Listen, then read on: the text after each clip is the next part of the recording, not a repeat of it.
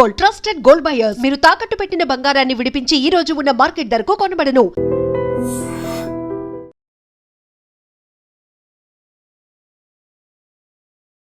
భారత్ పై madam ఎన్ అస్త్రాన్ని ప్రయోగించింది Pakistan. Influencer జ్యోతి మల్హోత్రా దర్యాప్తు సంస్థల విచారణలో విస్తుపోయే నిజాలు ఒక్కొక్కటిగా వెలుగు చూస్తున్నాయి. ఏంటి ఈ మేడం ఎన్? ఎస్, పాక్ పెట్టిన కోడిది. ఆమె అసలు పేరు నౌషాబాద్ షెహజాద్ మసూద్. ఈమె ఒక ఎంటర్‌ప్రెన్యూర్. ఈమెనే పాకిస్తాన్ ఐఎస్ఐ ఒక అస్త్రంగా వాడుకుంటోంది. భారత్ ఇన్ఫ్లుయెన్సర్స్ను టార్గెట్ చేయటమే ఈమెకు నిర్దిష్టమైన పనిగా పెట్టింది పాక్.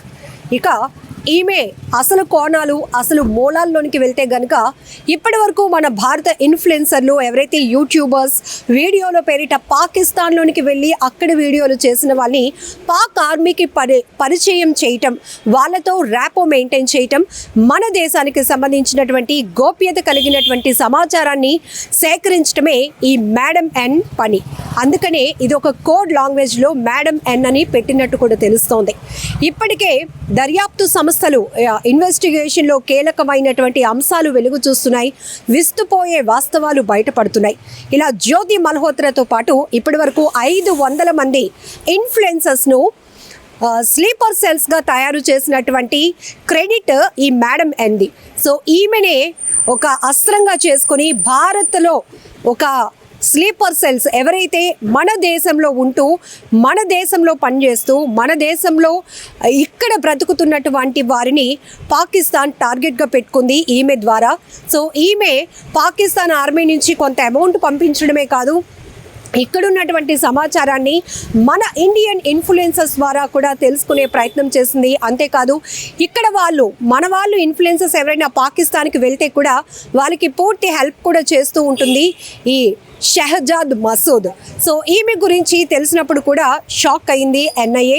సో దర్యాప్తు సంస్థల విషయంలోకి వస్తే విచారణలో చాలా విషయాలైతే బయటపడతా ఉన్నాయి. సో ఇక్కడ ఈమె టార్గెట్ జ్యోతి మల్హోత్రా లాంటి వాళ్ళు కూడా ఎవరైతే డానిష్ అనే ఒక వ్యక్తితో కీలకమైనటువంటి వ్యక్తి, అతను పాక్కి సంబంధించి, అలాంటి డానిష్ లాంటి వ్యక్తులు కీలకమైన వ్యక్తులతో కూడా సత్సంబంధాలు ఏర్పరచుకునే స్థాయికి ఈ యూట్యూబర్లు ఇన్ఫ్లుయెన్సర్స్ వెళ్ళారంటే ఖచ్చితంగా వీళ్ళకి ఎవరో ఒకరు హెల్ప్ చేస్తూ ఉంటారు. వాళ్ళల్లో ఈ షెహజాద్ కూడా ఒక కీలకమైనటువంటి మహిళ. సో ఈమెకి పాకిస్తాన్ ఒక కోడ్ కూడా పెట్టింది మేడం ఎన్ అని చెప్పి. సో ఇక్కడి నుంచి వెళ్ళిన వాళ్ళందరికీ కూడా పాక్ ఆర్మీకి పరిచయం చేయటం, వాళ్ళతో ర్యాపో మెయింటైన్ చేయటం, ఎప్పటికప్పుడు కాంటాక్ట్లో ఉండి ఇక్కడ విషయాలు అడిగి తెలుసుకోవడం లాంటివి జరిగాయి. మన ఇండియన్ ఆర్మీకి సంబంధించినటువంటి కీలక అంశాలు కావచ్చు. వీళ్ళు ఇన్ఫ్లుయెన్సర్స్ వీడియోల పేరుతో ఎంతోమందిని లక్షల్లో మాకు సబ్స్క్రైబర్స్ ఉన్నారా అని చెప్పి ఒక స్టేజ్కి వెళ్ళిన తర్వాత ఏకంగా ఆర్మీ లాంటి సున్నితమైనటువంటి ప్రదేశాలు, సున్నితమైనటువంటి గోప్యంగా ఉంచాల్సినటువంటి కొన్ని అంశాలను కూడా వీళ్ళు బహిర్గతం చేయటం, ఇలాంటి వాళ్ళని వీరు టార్గెట్గా చేస్తూ ఇక్కడ వాళ్ళని మన ఇంటి దొంగలుగా మార్చేసింది కేవలం డబ్బు ఆశ అని చెప్పొచ్చు.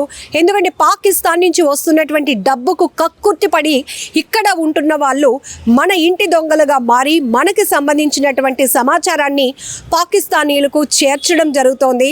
పాక్ ఆర్మీకి వీళ్ళు ఒక స్లీపర్ సెల్స్గా మారటానికి ఇక్కడ షెహజాద్ని ఒక అస్త్రంగా మార్చుకుంది పాక్ ఆర్మీ. సో పాక్ ఐఎస్ఐతో కీలకమైనటువంటి సంబంధాలే కాదు, అక్కడి నుంచి వచ్చినటువంటి ఒక ఖచ్చితమైన సమాచారాన్ని క్లియర్గా నిర్దిష్టమైనటువంటి సమాచారంతో ఆమె పని చేయడం జరుగుతుంది. ఒక కీలకమైన వ్యక్తిగా మారింది. ఇక్కడికి ఇప్పుడు మనం చూడొచ్చు వీళ్ళ ద్వారా, ఈ ఇన్ఫ్లుయెన్సర్స్ ద్వారా కూడా దాదాపు 3000 మంది వరకు కూడా మన భారతదేశంలో ఉన్న వాళ్ళకి వీళ్ళు హెల్ప్ చేస్తున్నట్టు నటించటం. ఇక్కడ వాళ్ళు అంటే పూర్తిగా చూడండి, ఇక్కడ తర్వాత ఎలాంటి పరిస్థితులు నెలకొంటాయో కనీస ఇంగిత జ్ఞానం కూడా వీళ్ళకు లేకపోగా పాకిస్తాన్ అనేది నిజంగా ఎప్పటికీ మనకి బిగ్ ఫైట్ ఎప్పుడు పాకిస్తాన్తోనే జరుగుతూ ఉంటుంది. అలాంటి దేశానికి మనం వెళ్ళొచ్చా? మన దేశానికి సంబంధించినటువంటి సమాచారాన్ని వాళ్ళకి చేరవేస్తే ఎలాంటి ఘోరాలు జరగబోతాయి, ఎలాంటి దారుణాలకు వాళ్ళు ఒడిగడతారు అనే మినిమం కామన్ సెన్స్ కూడా లేకుండా వీళ్ళు ఇన్ఫ్లుయెన్సర్స్ ముసుగులో ఇక్కడ ఇన్ఫ్లుయెన్సర్గా ఎలా మారారు, ఒక సామాన్యమైన కుటుంబం నుంచి వచ్చిన వీళ్ళు అక్కడ ఇక్కడ కొన్ని వీడియోలు అలాగే టూరిస్ట్ ప్లేసెస్ని కవర్ చేస్తూ అక్కడ ఉన్నటువంటి ఇన్ఫర్మేషన్ అంతా పబ్లిక్కి షేర్ చేస్తూ అలా ఒక పాపులారిటీ సంపాదించుకుని ఒక ఇన్ఫ్లుయెన్సర్గా మారిన తర్వాత విదేశాలకు కూడా వెళ్ళి అక్కడ వీడియోలు చేయటం, మేము ఇంత ఈజీగా కనెక్టింగ్తో అక్కడికి వెళ్ళగలిగాము, సో అక్కడ ప్రాసెస్ ఎలా ఉంటుందో అని వీళ్ళు చెప్పగలిగారు అంటే ఖచ్చితంగా వీళ్ళు ఆ దేశానికి సంబంధించి ఎవరో ఒకరి సహకారం లేకుండా అక్కడికి అంత ఈజీగా వెళ్ళలేరు.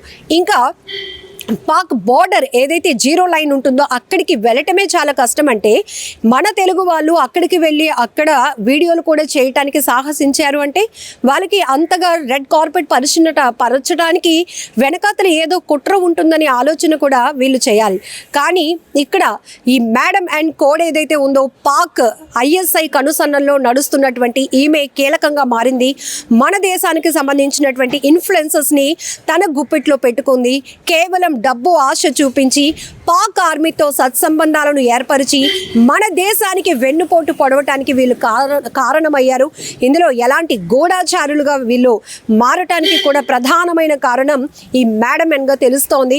మొత్తానికి పహల్గాం దాడి తర్వాత ఇన్ఫ్లుయెన్సర్స్ ఎవరైతే బోర్డర్ దాటి విదేశాలకు వెళ్ళి అక్కడ వీళ్ళు ఎలాంటి యాక్టివిటీస్ చేశారు, ఎవరితో ర్యాపో మెయింటైన్ చేశారు, వీళ్ళ చాటింగ్ ఏంటి, కాల్ లిస్ట్ ఏంటి, వీళ్ళ ఆర్థిక లావాదేవీలు ఏంటి, అసలు వీళ్ళ ఫైనాన్షియల్ స్టేటస్ ఏంటి, వీళ్ళ కుటుంబ పరిస్థితులు ఏంటి అని పూర్తిగా NIA కీలకంగా దర్యాప్తు కొనసాగించిన తర్వాత ఎంతోమంది ఇన్ఫ్లుయెన్సర్స్ను ఇప్పటికే అదుపులోనికి తీసుకోవడం, రోజుల తరబడి విచారణ కస్టడీలోనికి తీసుకొని విచారించిన సందర్భాలు కూడా మనం చూసాం. సిరాజ్ సమీర్ కావచ్చు, ఇక్కడ జ్యోతి మల్హోత్రా కావచ్చు, ఆమెతో పాటు కర్ణాటక, ఉత్తరప్రదేశ్ అలాగే ఢిల్లీకి సంబంధించి ఇక ఏపీ, తెలంగాణలో కూడా కొంతమంది ఇన్ఫ్లుయెన్సర్స్ని అదుపులోనికి తీసుకున్న సందర్భాలు కూడా మనం చూసాం. ఇలా ఇప్పుడు ఈ మేడం ఎన్ చేతిలో ఎవరైతే ఆమె గుప్పెట్లో చిక్కుకొని మన దేశానికి సంబంధించిన వాళ్ళు గూఢాచారులుగా మారారో వారందరిపై కూడా ఇప్పుడు NIA దర్యాప్తు సంస్థ బిగ్ ఫోకస్ పెట్టింది. పూర్తి స్థాయి విస్తుపోయే నిజాలు ఒక్కొక్కటిగా బయటకు వెలుగు తీస్తోంది. సో ఈ నేపథ్యంలోనే ఇంకా ఎంతమంది ఉన్నారు, అసలు వీరందరూ ఏ విధంగా పాక్ బార్డర్ దాటి అక్కడికి వెళ్ళి వీడియోలు చేయగలిగారు, వీళ్ళకి అక్కడ ఉన్నటువంటి ఉగ్రవాద సంస్థలతో కావచ్చు, పాక్ ఆర్మీతో ఎలాంటి సంబంధాలు ఏర్పడ్డాయి, దీనికి ఇంకెవరైనా కీలకమైన వ్యక్తులు పాకిస్తాన్ ఏజెంట్స్ ఇక్కడ కీలకంగా వ్యవహరించారు అనే దానిపై కూడా పూర్తి దర్యాప్తు ఇంకా కొనసాగుతోంది. ఏమైనా సోషల్ మీడియా వేదికగా ఇలాంటి ఇన్ఫ్లుయెన్సర్స్ పై ఇప్పుడు పెద్ద ఎత్తున విమర్శలు వ్యక్తమవుతున్నాయి. ఖచ్చితంగా మన దేశంలో ఉంటూ మన దేశానికే ద్రోహం చేయాలి, వెన్నుపోటు పొడవాలి అనుకున్న ఇలాంటి ఇన్ఫ్లుయెన్సర్స్, అది ఆడవాళ్ళైనా మగవాళ్ళైనా ఎవరిని కూడా ఉపేక్షించొద్దు, కఠినంగా శిక్షించండి అనేటటువంటి అభిప్రాయం కూడా పెద్ద ఎత్తున సోషల్ మీడియా వేదికగా వ్యక్తమవుతోంది. ఇప్పుడు ఈ మేడం అండ్ అయితే మరొక వైపు మరికొన్ని కూడా జరుగుతున్నాయి. ఇంత జరుగుతున్నా మన దేశానికి సంబంధించినటువంటి ఇన్ఫ్లుయెన్సర్స్తో పాక్ ఆర్మీ ఇంత నెట్వర్క్ నడిపిస్తున్నా కూడా ఇప్పటి వరకు దర్యాప్తు సంస్థలు వీటిని గుర్తించకపోవడం చాలా హాస్యాస్పదంగా ఉంది అనేటటువంటి అభిప్రాయాలు కూడా వ్యక్తమవుతున్నాయి. ఇందులో మన దేశానికి సంబంధించినటువంటి ఇంకా ఇంటి దొంగలు ఎవరున్నారు, ఇంటి దొంగలు మీన్స్ ఇక కీలకమైనటువంటి ఆర్మీలో కానీ త్రివిధ దళాల్లో పనిచేస్తున్నటువంటి ఉన్నతాధికారుల హస్తం ఏమైనా ఉందా, వాళ్ళు కూడా ఇట్లా ఈ డబ్బుకు కక్కుర్తి పడినటువంటి వాళ్ళు ఉన్నారా, ఇలా దేశానికి వెన్నుపోటు పొడవడానికి సిద్ధపడినటువంటి మైండ్ సెట్తో ఉన్న వాళ్ళు ఎవరైనా ఉన్నారా, దీనిపైన కూడా ఇంకా కఠినంగా శిక్ష అమలు చేయాలి, అలానే దర్యాప్తు ఇంకా పటిష్టంగా చేయాలనేటువంటి అభిప్రాయాలు కూడా భారత పౌరుల నుంచి వ్యక్తమవుతోంది. ఏదేమైనా చూడాలి మరి ఈ ఇన్ఫ్లుయెన్సర్స్ ముసుగులో వీళ్ళు చేసిన దేశ ద్రోహానికి సంబంధించి ఎలాంటి శిక్షలు అమలు చేయాలి. ఇంకా మీ ఫోకస్లో ఇలాంటి యూట్యూబర్స్ కానీ ఇన్ఫ్లుయెన్సర్స్ కానీ ఎవరైనా ఉన్నా కూడా కామెంట్ చేయండి. నిజంగా ప్రస్తుతం ఉన్నటువంటి సమాజం దేనికి ప్రయారిటీ ఇస్తుంది?